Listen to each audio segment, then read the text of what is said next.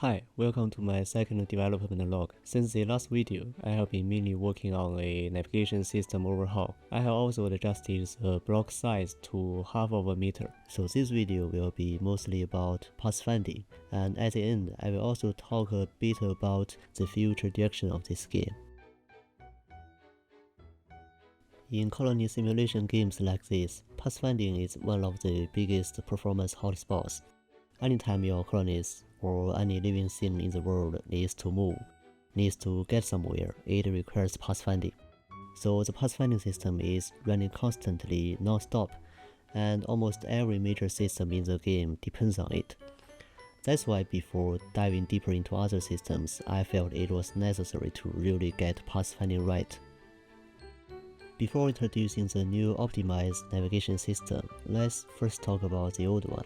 For pathfinding, the most common approach is heuristic search algorithms like A*, but algorithms are abstract. To actually use them in a game, there are a few key problems we have to solve. First is how do you define positions or nodes. Second is how do you find the neighboring nodes of a given node. In a block or voxel game, a natural idea is to use individual block coordinates as nodes. For example, we treat this position as the current node. Then, when looking for neighboring nodes, we first check all the positions around the current node, and apply various conditions to determine whether each position can be the next node. That gives us all the valid neighbors for the current node. With that, we can start searching and eventually find a path from start to destination. Then the AI follows that path in some way, and that's navigation. This method is relatively simple to implement, and it does solve the problem. From what I understand, Minecraft basically works this way. For example, if we summon a villager, using a mod we can see the AI's path. It's basically successive block coordinates. In the last devlog, I focused on the building system. Back then, pathfinding was implemented using pretty much the same approach. But for this game, that kind of pathfinding is not good enough. First, in the approach I just described it, everything is computed on the fly.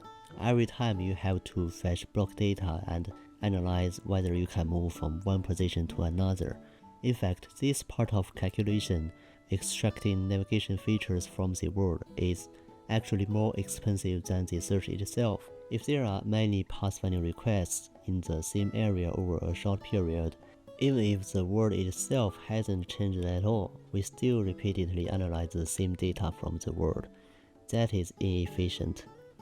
A natural solution is to pre-compute, analyze the entire world in advance, check navigation features and generate a navigation mesh.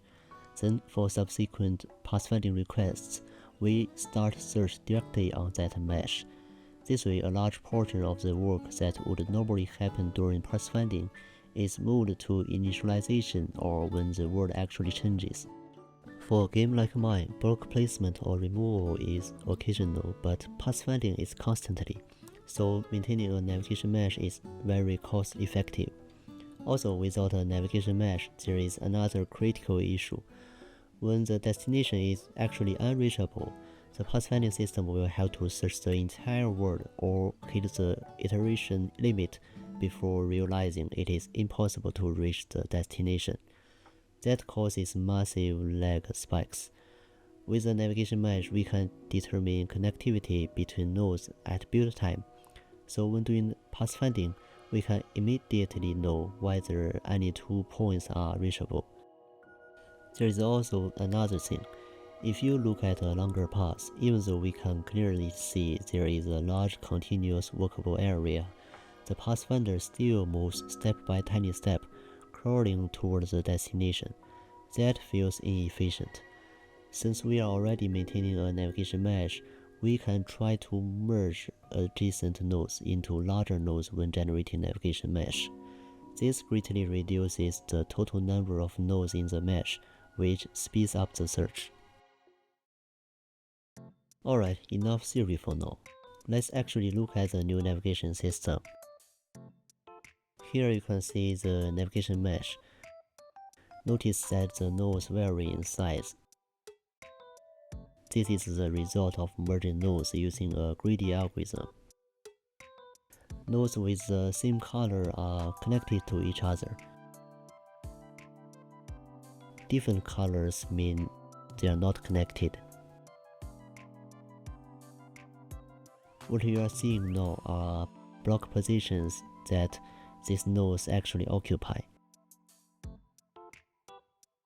We can switch the display mode. Now it is showing the actual standable area for each node. It is calculated based on the colony's collision box. Visually, this is a bit messy. Let's switch back. Much clearer. Now if we try placing a block, you can see the navigation mesh updates immediately. Now let's try breaking some blocks. First let's take a look at this.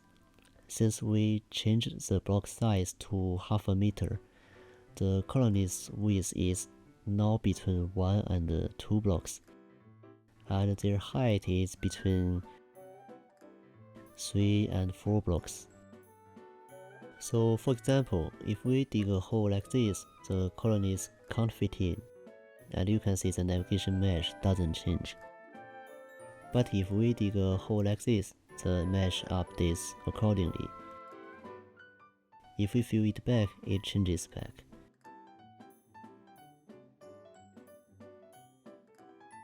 You can see the navigation mesh closely matches the colony's actual size.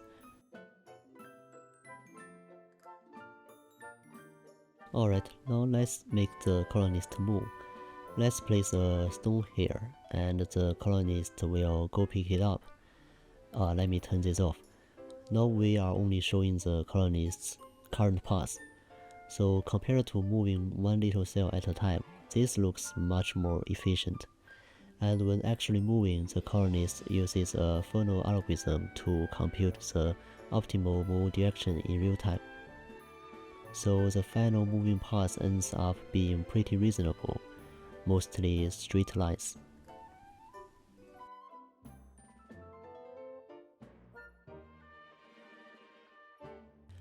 Now let's test performance. We know that in Stonehearth, a standard word size is 1218 blocks. So I also generated a word of this size. And the word generation took 36 seconds in total, and terrain generation itself only took 3 seconds. The remaining 33 seconds were spent on navigation mesh generation. That feels a bit slow, but generating the whole navigation mesh only happens once. That is when the word is created. After that, we never need to do a full rebuild. So at this stage, I think this is acceptable, especially since I haven't done much code optimizations yet. Now look at the top left corner of the video. There are some performance stats, and this is base tick rate. It indicates that the server takes 16 times per second when the game is running at 1 speed. Target timescale means the target simulation speed, and right now it is 1. Real-time scale is the current actual simulation speed, and below that, load ratio represents the server load. First, let's test block updates and navigation mesh updates. I will disable the navigation mesh rendering for now, because the client-side rendering of navigation mesh isn't optimized.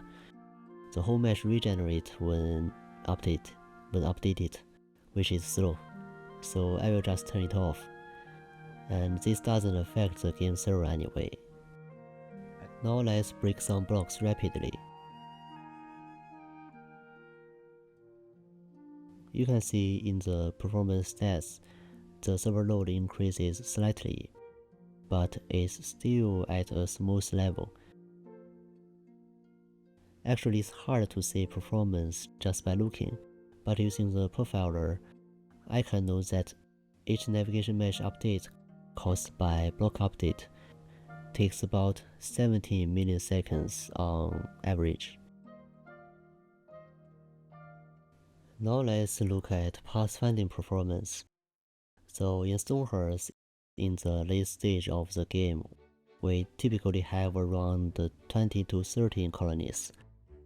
Here I just spanned 100. Now if I press my mysterious little button, all these colonies will start moving randomly across the entire world without stop. Then set the target simulation speed to 100 times. At this point, the server will run as fast as it can, because it can't actually reach 100 speed under this load. Now if we look at the performance stats again, after it stabilizes, we see the actual simulation speed is between 10 times and 15 times. And I think that's good enough for now. This is already a pretty extreme thing, and in normal gameplay we usually play at 3 or 4 speed, so this is more than enough, I think. Also, using the profiler again, we can see the breakdown of time spent on different parts during this test. I think this distribution is basically reasonable. Overall, the new navigation system is at a point where I am quite satisfied with, both in terms of functionality and performance. Of course, there's still room for optimization, but at least the direction we are taking, this approach seems solid. In this graph, you might have noticed the part labeled with physics, so let me briefly talk about the physics system. First, let's look at how colonies move in Stonehearth. When they move, they strictly follow the path, especially noticeable when stepping up or down blocks. Actually, realistic physics simulation isn't really a priority in most colony simulation games. But for my game, due to some design considerations, I want entities in the game to have physics at a level similar to Minecraft. So I implemented a custom physics system. We see when colonies walk, they are actually moving based on physics. It is physically simulated movement. Currently, colonies can step up 1 block automatically, and they can also jump 1 meter or 2 blocks. So a height difference of 1 block is handled smoothly, like walking upstairs in Minecraft. And in steeper areas, colonies can still jump. So now on uneven terrain, colonies can walk directly if it's gradual, and jump when needed. This feels much more natural. Also, if we switch the navigation node display to the actual standable area mode, you can see the area shown matches exactly where the colonist can actually stand. This is also calculated using the physics system, ensuring that the navigation mesh is physically accurate.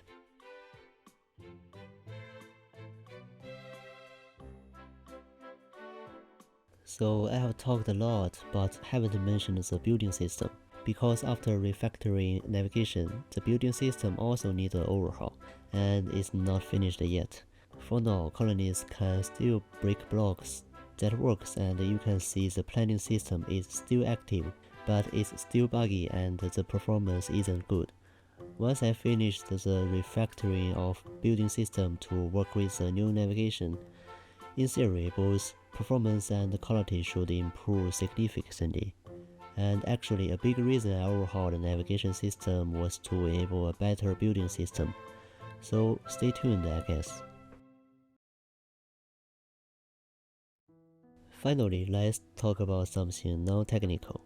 First, about Stonehearth. Even though Stonehearth itself never became a mainstream genre-defined title, if I had to use one tag to describe this game, Stonehearth-like would be the most fitting.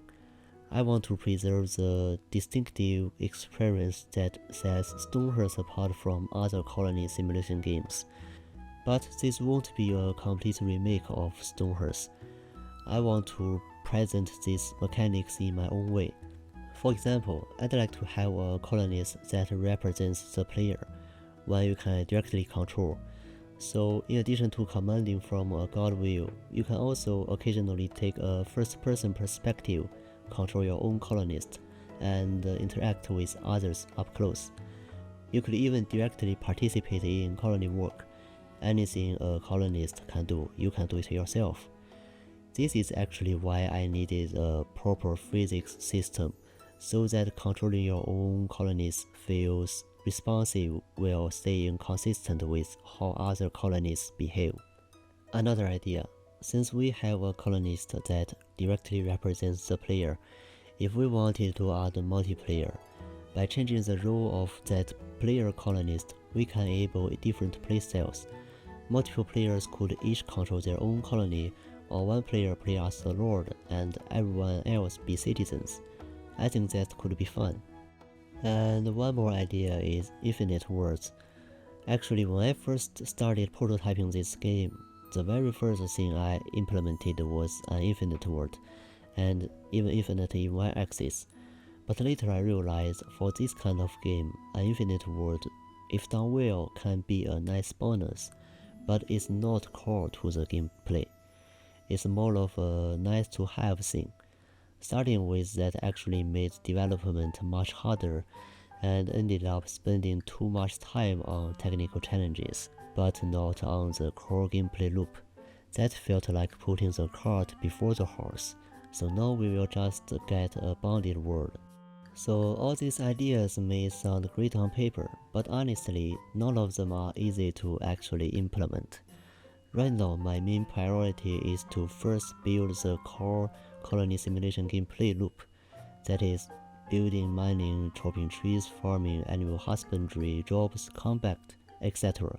I need to get those systems in place first and make this game really playable. Then I can revisit these exciting ideas. So at this stage, all of these are just future potential, but I do genuinely hope that someday I can actually make them happen, so it's still something that we can look forward to. Alright, that's all for this video. I think we may have already passed the most technically difficult part of this game. Moving forward, I will focus on implementing the actual gameplay. Subscribe if you are interested. See you in the next video.